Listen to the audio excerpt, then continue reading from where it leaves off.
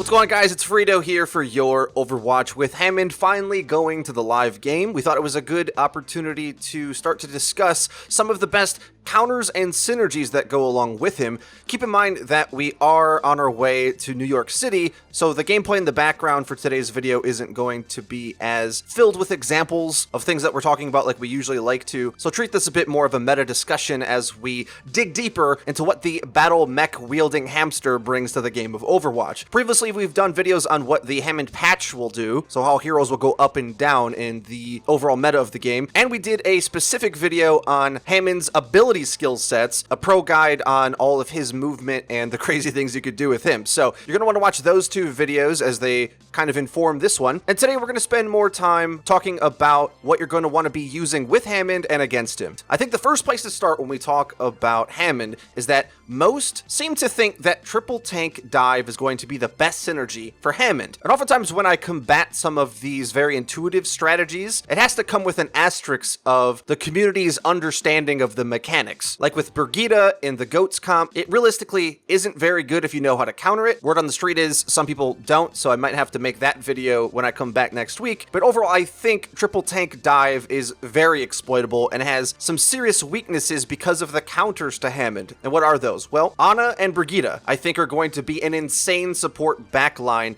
in order to deal on any map where triple tank dive might be good. Reason being, if you have Hammond instead of your DPS, your poke damage is severely limited. And when you can't deal poke, Brigitte looks a lot stronger. Oh, you want to come in and fight at close range, do you? Well, turns out I heal my whole team. I'm a DPS threat on my own right. I give armor, which is very effective against all three of those characters' damage. Not to mention there's all these other CC abilities that are in the game. So I don't actually think we're going to see 3-tank dive, at least not as a prevalent strategy. It definitely will work if the enemy don't counter it, because there's so many characters in the game right now that people assume are meta, and they're going to keep running until triple tank dive just beats them into oblivion. So for example, Mercy, Zen, Widowmaker are all going to be very exploitable to this Hammond triple tank dive, because we're used to Mercy always getting away. If you play Winston or Diva, you know how difficult and sometimes incredibly rewarding when you actually can track down the Mercy. Sick Mercy players have been dodging us left, right, and center for months now, and even worse, they've been pocketing their Zenyatas with 60 heals per second, but Hammond adds a very interesting mix to this, where his pile driver crowd control is one of the best CCs in the game. Like, we think of Brigitte stun as the best CC, and it is in terms of power, but in terms of initiation, we haven't seen anything like pile driver to initiate fights before. It is absolutely incredible. These other characters that used to be able to easily get away, if you land that pile driver right, are really set up for focus fire very easily, and that's going to be the cornerstone of making that triple tank dive work. But I think once people swap to Brigitte Ana as their support backline, you're going to start to see some troubles. Granted, the two dive tanks against Ana are really good because they can zone out all of her utility, but I just don't see the benefit of Hammond, who, even if you had Genji in that slot, would kind of struggle against Ana a lot of the times.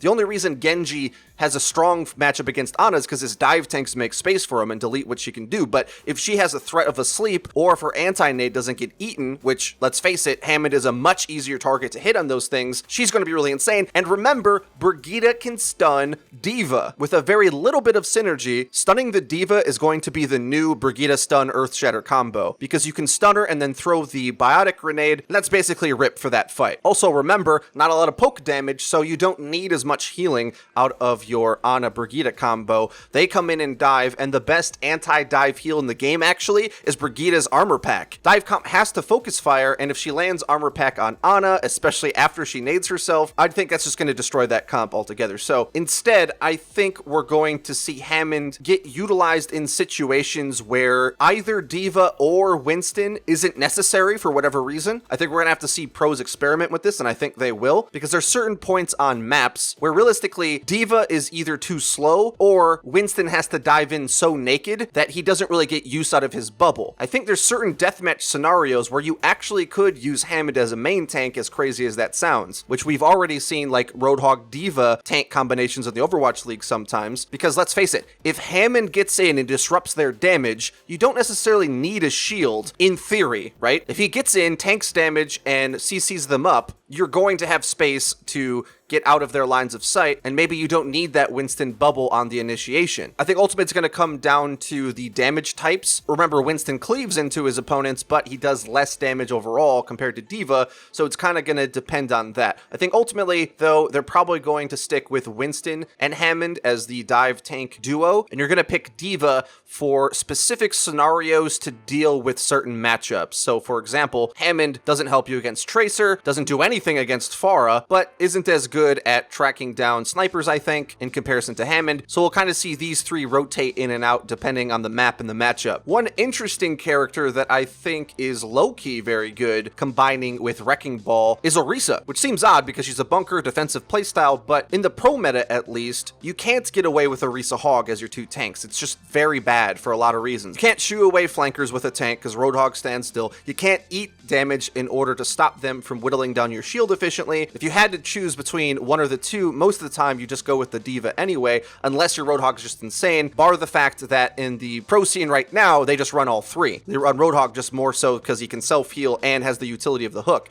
but D.Va's really important in that comp as well. But we could see Hammond swap in for either that D.Va role or that Roadhog third tank, because although he doesn't provide any tanking necessarily, like the D.Va will to keep the bunker up, he can play a different sort of enforcer role and punish halts, specifically in ways that Roadhog couldn't. So if you are really good at getting the halt hook combination, maybe you just go with that, but halt into pile driver is a really big setup as well, and there's some maps where, let's say, I think Eichenwald, for example, a lot of teams run a defensive pharmacy. You get a lot of control into the engagement if you have halt, pile driver, and Pharah to follow up, especially, or really any other mobility character, but I think Pharah or Hanzo, Widowmaker, these range characters are kind of the best for this, because even though there is some ranged buffs that's going to make it scarier for Pharah to play, Hammond is really good against these hit scan characters that are really slow, and that's kind of the ebb and flow of how that meta is going to work. It doesn't really matter if McCree has sick range, because there's so many tools nowadays that you can combine together in order to engage on him, particularly the new character Wrecking Ball. So against that type of comp, despite how strong I think McCree is going to be, he wouldn't be very good against that, I don't think. Despite being good, definitely in other areas for sure. Now, we kind of described why playing against Hammond on a Brigida is going to be really strong, but what supports would you want to use with Hammond? This is very interesting because, especially if you talk about the multi-tank strat, it's another reason why I don't think it's going to be very good, is that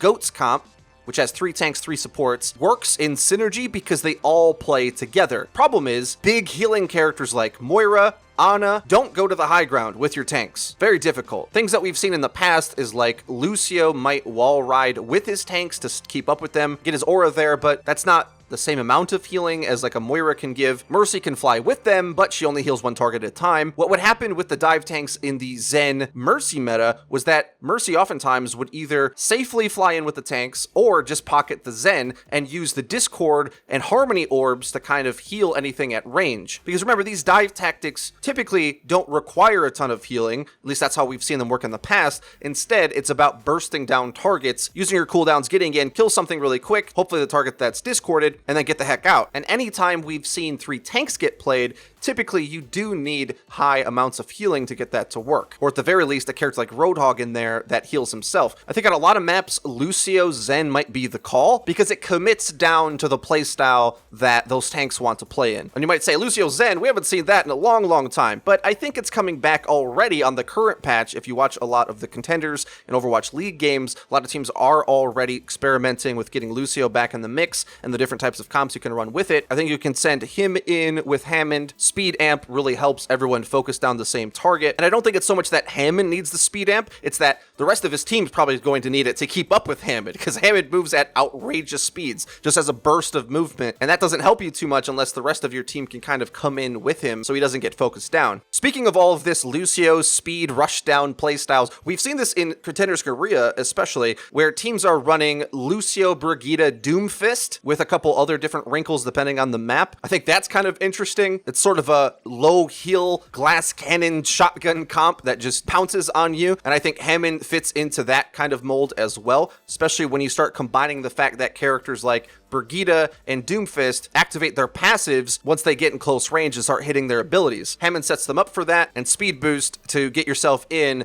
guarantees that you don't die before you start landing your shots. Because that's kind of the problem with some of these comps that have to get in at close range. You've got to be able to see the enemy, say go, and have everyone start fighting them in a short amount of time, because if that takes too long, you're just going to die to all the sick range damage that exists in the game right now. Speed boost is going to be a must for that. But in general, a few last synergies that you might want to think about. If you're able to pile drive the enemy Reinhardt when he's split from his team and you don't bobble up the other players, landing an Earth Shatter through him will be really strong. That knockup's really good, although it might be difficult to knock the Rein up and not his teammates, but definitely a play that you can put together. Other big ultimates that make use of characters being bottled up together: Dragon Strike, Meteor Strike, Barrage, even Genji Blade. A lot of damage sources are really going to like their targets served up on a silver platter for them to follow up on. But now I want to move into talking about his counters, characters that you want to look out for. I think in general, most characters that you want to pick to counter Hammond should either be close range or hit scan, because although a character like Hanzo can definitely blow up a tank, you're going to have to be a bit better, I think, to blow up Hammond, because he just moves so much faster than the other two tanks. But I think he fares a little bit better than Widowmaker does, because he's so much more devastating at medium to close range than she is. So he can kind of hold his own in that duel, unless the proper follow-up is there to isolate him every time. Despite range firepower being sick, we often forget how powerful having multiple targets that have mobility diving a diveable target is. Hammond really helps the matchup with Pharah on Hanzo, Doomfist on Hanzo, Tracer Genji, all of them. That pile driver initiation is a really big deal. But on the other end of things, because you can stack so many CC abilities, like I said at the start of the video, Brigitte Ana I think is going to be the go-to duo to kind of shut down his shenanigans, but also McCree, who's seeing a very big buff. Problem for him is, although they buffed his damage range, 70, because he doesn't have a head hitbox, McCree isn't an auto answer to stop Hammond from staging up a dive either. The problem with Hammond swinging around in circles, preparing to launch himself at you, is that he has no head hitbox. McCree does 70 a shot, and Hammond has some armor health that you have to chew through first. So even if he's doing his full damage with better range, it doesn't automatically mean McCree counters Hammond. In fact, almost nothing does to punish him from staging up for these dives. Like, you have to be able to deal with him when he gets in on you. So although McCree's flashbang and reliable hit scan damage will help whittle down some of these tanks, he's not going to be enough to be able to deal with the dive that's coming. I think he is good and is going to help against other characters that like to go with Hammond, like Pharah, Doomfist, Tracer Genji, whatever, but just straight up one for one, he's not going to be a good enough answer by himself. What would be then, FREEDO, you ask? Well, if you're playing in the defensive playstyle and you want to catch Hammond, I do think Junkrat really enjoys these dive tanks coming at him. I mean, he already blew up the first two dive tanks. You want to create a new dive tank to come. Be my guest. Trap, nades, and mine. Always loved the big juicy faces of the tanks. Problem is though that we might find the target priority when these dives come at you is going to be a bit difficult, because do you focus Hammond even though he's an easy target when he's got, I don't know, 1,000 HP? Is that really a thing that you're going to be able to do? I'm not exactly sure, because the problem is if you use all of your resources to kill Hammond,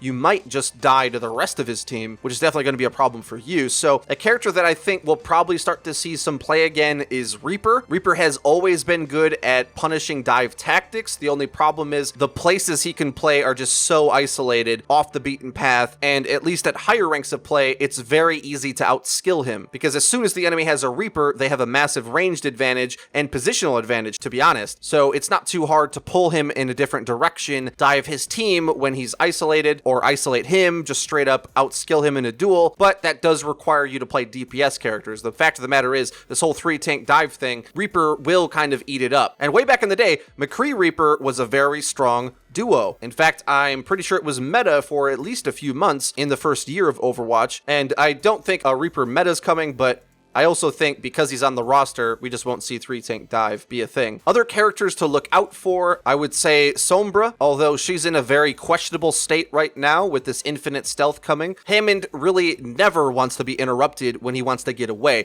This whole pile driver tech with the self-shield he gets on the initiation is sick as long as he's able to get away when he starts taking too much damage, which he will take a lot of damage. He gets in, sets up his team, maybe he gets one kill by himself at best, but then he has to get out. That's in a nutshell is how his play works. So having abilities that stop him from rolling away is really good. Hack can do that, but I don't know if Sombra has the damage necessarily to deal with these tanks, which is kind of a problem. But as well, with infinite stealth, you would think that she's able to get a very good Hack target off in the fight, but I think the game's going to be moving a bit too fast for Sombra, unfortunately. So instead, I think I'll look to other counters. For example, Doomfist, although good going in with Hammond probably too, maybe even better up against him. Because when the enemy uses movement cooldowns to come in on you, the defensive Doomfist player is allowed to set up a cleaner engagement and more freely pick what target he wants to go on. Although Doomfist is pretty good at landing a bunch of combos to burst down a tank, like if you use all of your cooldowns, you usually can kill a tank. I think in order to bust through Hammond, I think you need some characters that can headshot him when he comes out of his rolling form in order to shoot you.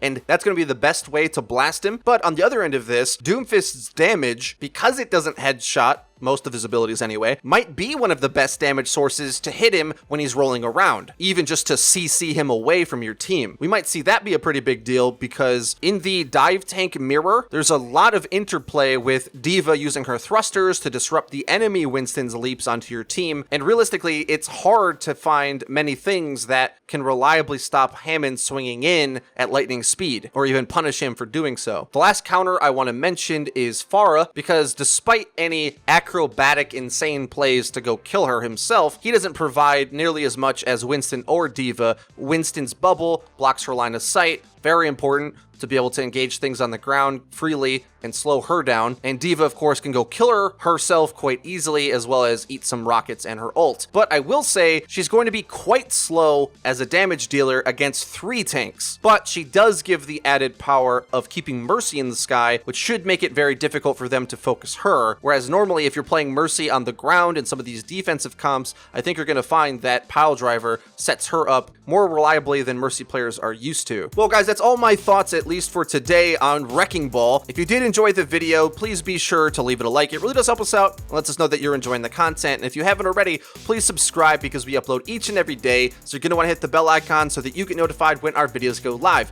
Link in the description is our Twitter, where we tweet out news, updates, and dank memes. That's been it for me. I've been FREEDO for Your Overwatch. I'll see you guys next time.